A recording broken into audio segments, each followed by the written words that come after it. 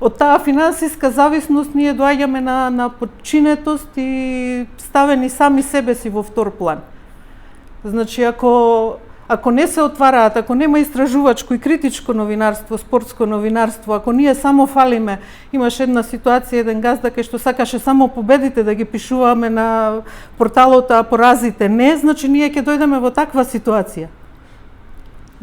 Имавме судир на тоа, па како, па така не ми се допаѓаат мене поразите, порталот, сајтот е тој нашиот, ќе пишуваме само победите. Значи ние ќе дојдеме и во спортското новинарство до тој степен.